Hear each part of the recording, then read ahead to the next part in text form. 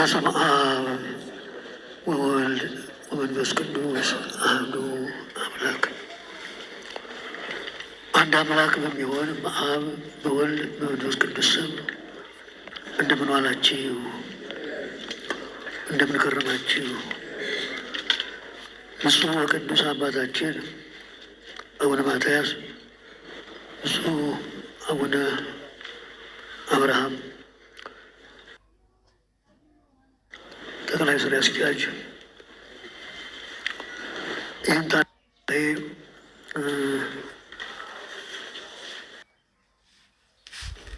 ከያላችሁበት የቤተ ክርስቲያን ስም የመጣችሁ የተሰበሰባችሁ ሰዎች፣ ሊቃውንት፣ መምህራን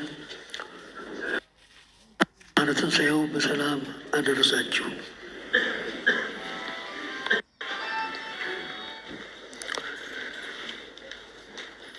ከሰነበተው አጀንዳ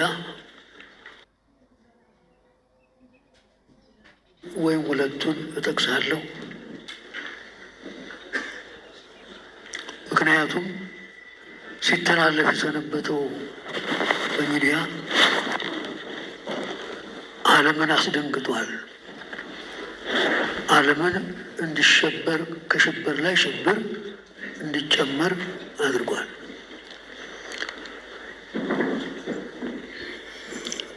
ማርያም ቤዛዊት አትባልም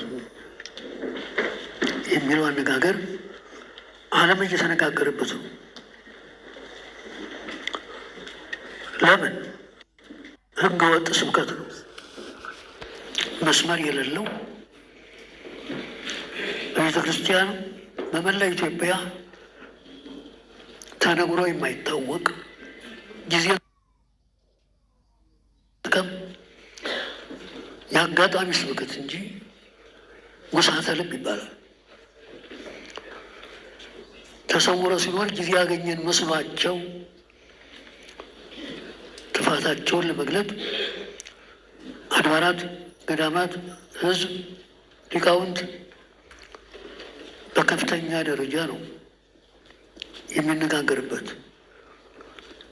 ስለዚህም በተመለከተ ጥቂት አስታውሳለሁ። ትእዛዙን ለማክበር ነው። የትንሣኤ ስርዓተ ዘአንበሩ አበዊከ፣ አዳምጡ። እኔ ለጉራ አይደለም፣ መጽሐፍ ቅዱስ ነው። የትንሣኤ ስርዓተ ዘአንበሩ አበዊከ፣ አባቶችህ ነቢያት፣ አባቶችህ ሐዋርያት፣ አባቶች ሊቃውንት በየዘመናቸው የተነሳባቸውን ችግር ለማስወገድ ስርዓት አታፍርስ። ስርዓተ ምድር አለ፣ ስርዓተ ሰማይ አለ፣ ስርዓተ ሃይማኖት አለ፣ ስርዓተ ምስጢር አለ። ለከንቱ አይደለም፣ ለውዳሴ ከንቱ አይደለም፣ ስለ እውነት ብቻ። ስርዓት ከተቃወሰ ምስጢር ይባክናል። ከሃይማኖት ውጭ የሆኑ ሰዎች ይደሰታሉ። በሀገር ጥፋት፣ በትምህርት መለወጥ ጸጥታ ይደፈርሳል። የእኛ ስልማችን ለምንድን ነው? ማንን ልናገለግል ነው? አጀንዳውን ስሰማው እያለው ግሩም ግሩም የሆኑ ቃላት አሉ፣ አወዛጋቢም አሉ።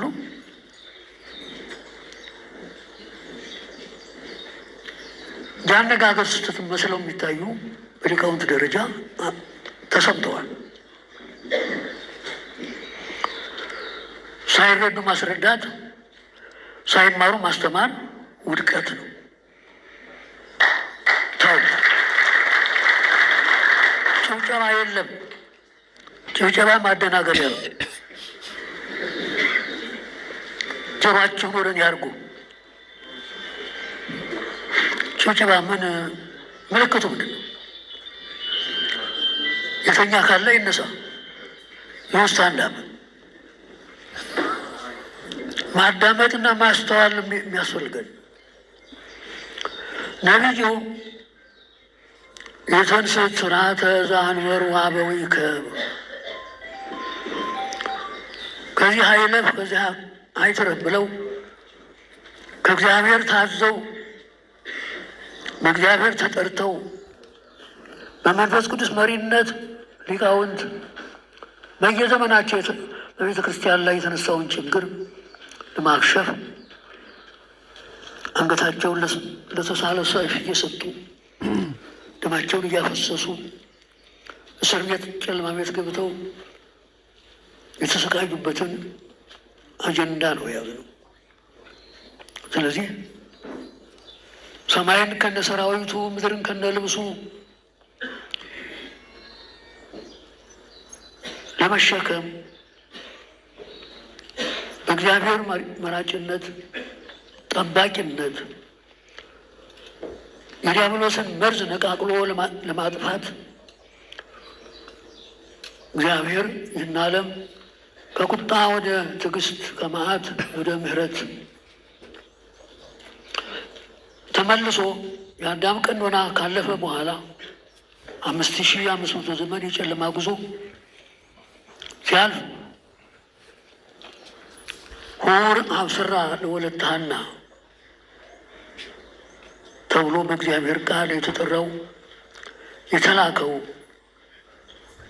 መልአከ ሰላም ቅዱስ ገብርኤል ክንፎቹን እያማታ ብርሃን ለብሶ ብርሃን ተጎናጽፎ የብርሃን አበባ ይዞ አዳምጡ እባካችሁ ቆርቆሮ ምንም አይሰራም። ያን ቆርቆሮ ያመጣ ሰው በሽተኛ ነው። እንዳልናገር ነው እንደምትፈልጉት ቁም ነገር እየተናገርኩኝ ቆርቆሮ ያነሳኛል። ስለዚህ አለመጸልመት ያ ፍጡርና ፈጣሪ የተለያዩበት የዲያብሎስ መንግስት ስራውን የሰራበት በደም ስር ገብቶ ዓለምን ያፈናቀለበት የ5500 ዘመን የጨለማ ጉዞ የተወገደበት ነው። አስተጋባተን እግዝእትነ ቅድስት ድንግል ማርያም እንዘ ውስተ ጽልመት ሀሎነ በጨለማ በድንቁርና በቁራኝነት የፍጥኝ ታስረን ከጨለማ ወደ ጨለማ ከነፃነት ወደ ጉስቁልና ተማርከን የገባንበት የ5500 ዘመን ጨለማ ጉዞ የተወገደበት ምስጢር ነው የምንነገሩ። ዲያብሎስ በጽነቱ ተንኮል የበተነውን ዓለም ቅድስት ድንግል ማርያም ሰበሰበችን፣ ሰብሳቢ ሆነችን ብሏል። ይሰማችኋል? አይሰማችሁም?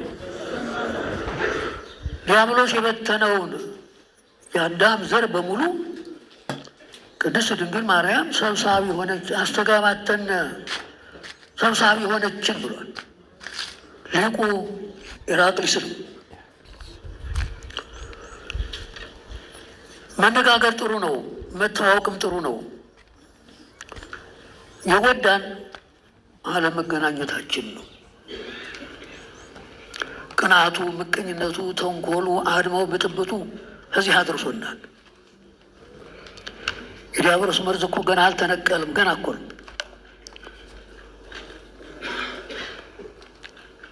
መርፍ የሚወጉትም አይለቅ። ሊቃውንት በየዘመናቸው የገጠማቸውን ችግር ለማስወገድ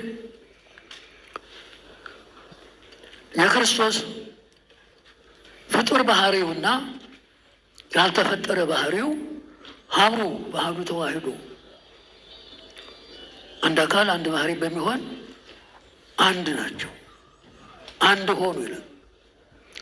ባህሪ ቃል ባህሪ ተስበይት ያለመጣፋት በተአቅቦ አንድ አካል አንድ ባህሪ ሆነ ብሏል ሲመሰክር።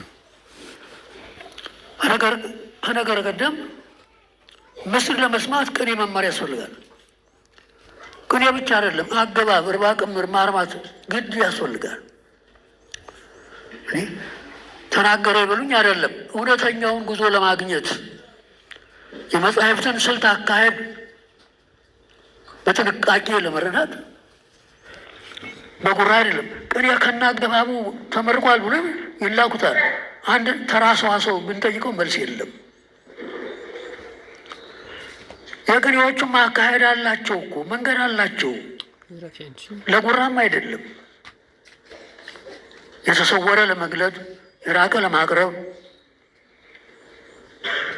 የጠላትን ጉዞ ለመረዳትም ለማስረዳትም መማር ያስፈልጋሉ። መጽሐፍቱን ማን ገልጦ ያወቃቸው ሰው አለ እንዴ? የለም እኮ። በስልጣን አይደለም እውቀት፣ በስልጣን አይደለም። ስልጣን ለማደራጀት ብቻ ነው። መምህራን የታሉ አሉ? እውነተኞቹ መምህራን አሉ? የለም። ገና እኮ ነው ችግራችን፣ ገና ነው። እዚህ እኮ አንድ ብቻ ነው ያለ። ሌላው የት ሄደ? ባህሬ ቃል ባህሬ ትስብእትን ሳያቀልጠው ባህሬ ትስብእት ባህሬ ቃልን ሳይውጠው ባህሬ ቃል እርቀቱን፣ ምጥቀቱን፣ ኃያልነቱን፣ ቀዳማዊነቱን፣ አስገኝነቱን፣ ኃይሉን እንደያዘ ባህሬ ትስብእትም ግዙፍነቱን፣ ደካምነቱን፣ ውሱንነቱን፣ ደካምነቱን እንደያዘ በተአቅቦ አንድ አካል አንድ ባህሪ ሆነ። አንድ አካል አንድ ባህሪ ሆነ። ሙሴ በትንቢቱ በደብረ ሲና ባየው ዕፀ ጳጦስ ላይ ሐመልማሉ ከነበልባሉ ነበልባሉ ከሐመልማሉ ሳይለይ ነበልባሉ ሐመልማሉን ሳያቃጥለው ሐመልማሉ ነበልባሉን ሳያጠፋው አየ።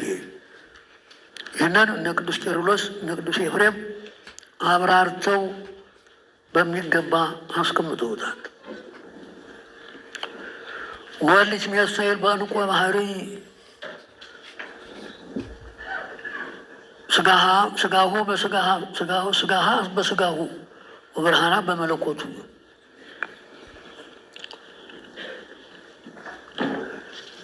እንግዲህ ያችን እንቆ ባህሪ በፀሐይ ጸዳል ነው የምትወለደው። ወፈ ብርጋና የምትባላለች። ኤፍሬም ተርጉሞታል፣ አብራርቶታል።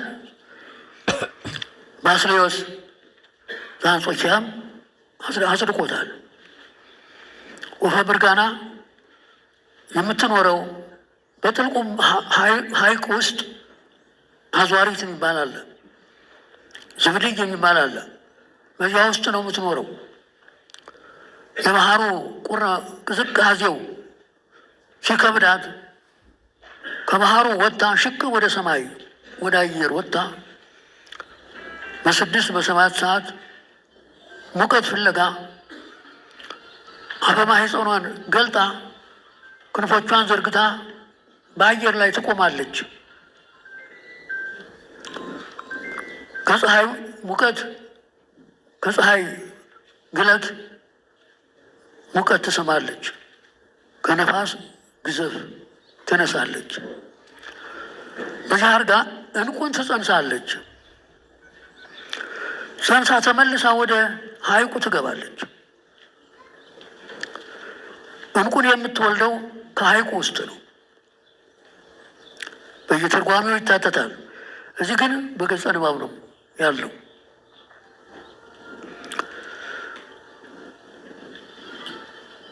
ዘር የለውም፣ ሩካቤ የለውም።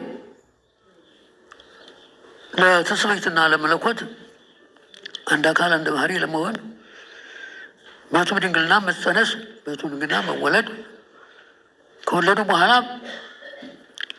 በድንግልና ጸንቶ መኖር። ቅድም ብዙ ሲነበብ ሰምቻለሁ። ቅዱስ ያሬድ እንደተገለጸለት አንጽሖ ሥጋሃ ቅዱሶኪሃ ሀደረ ላዕሌሃ ይላል። ብዙ ጊዜ እስል ከመጣ ይህን ሳያወሳ የሚሄድ ነገር የለም። ይህ የተሰወረባቸው ብዙ አባቶች አሉ።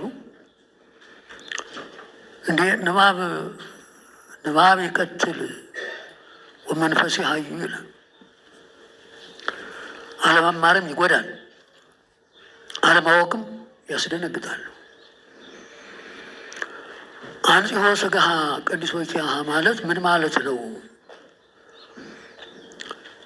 ጥሬ መጽሐፍ ቅዱስ እያነበቡ መመሪያ የሌላቸው በሜዳ የተወለዱ ዘመናዊያን ሰባክያን ሲቸገሩ ሌላውንም ሲያስቸግሩ ይሰማሉ። ብዙ ጊዜ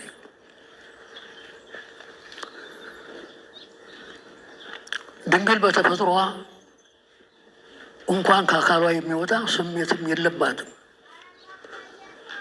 አልበኪ ነውር ወይም እንትኒ ላይሌኪ ማለት ምን ማለት ነው? እስኪ የተማራችሁ አልበኪ ነውር ወይም እንትኒ ላይሌኪ ሰሎሞን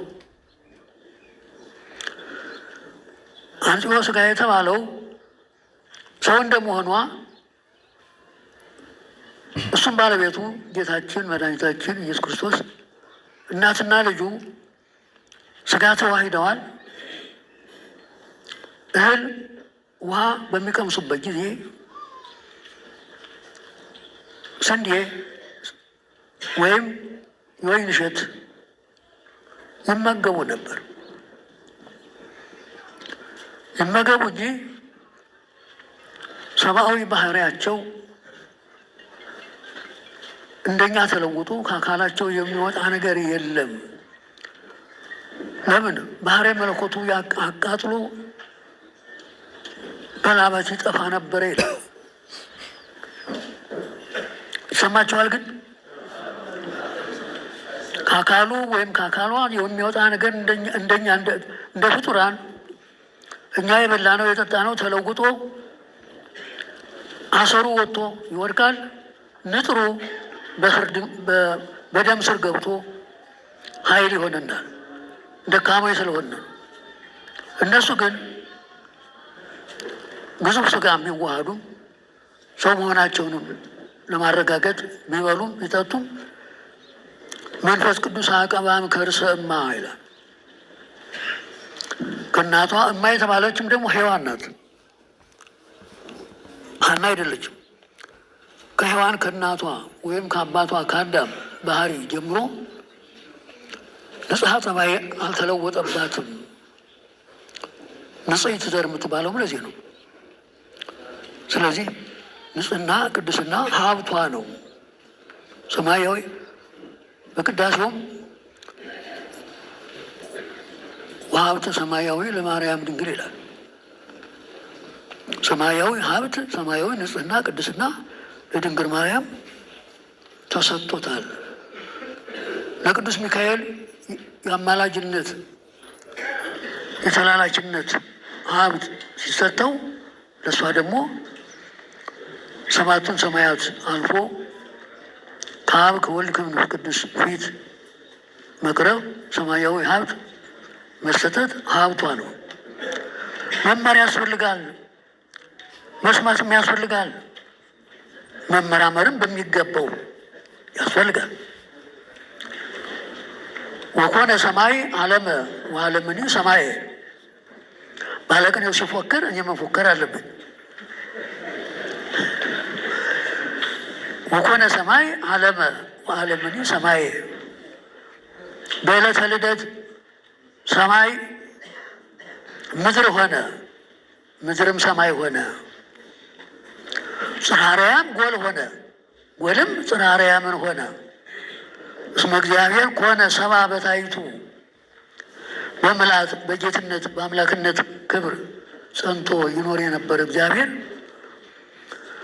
በዚህ ዓለም ሰው ሆኖ ተገለጠ። ወለሰብኒ አንበሮ ውስተ አርያም። ተዋርዶ ተሰዶ አንጦርጦስ ወርዶ ዲያብሎስ ተጫውቶበት ማርኮት ተቆራኝቶት ይኖር የነበረ ሥጋ አካለ ቃልን ባህሬ ቃልን ተዋሂዶ ክቡር ቅዱስ አምላክ ሆኖ በጽርሐ አርያም ታየ። አስተርእዮ በሰማይ ኮነ ይላሉ መዘምራኑ። አትሉም እንዴ? አስተርእዮ በሰማይ ኮነ ተሰዶ ተዋርዶ ተባሮ የነበረው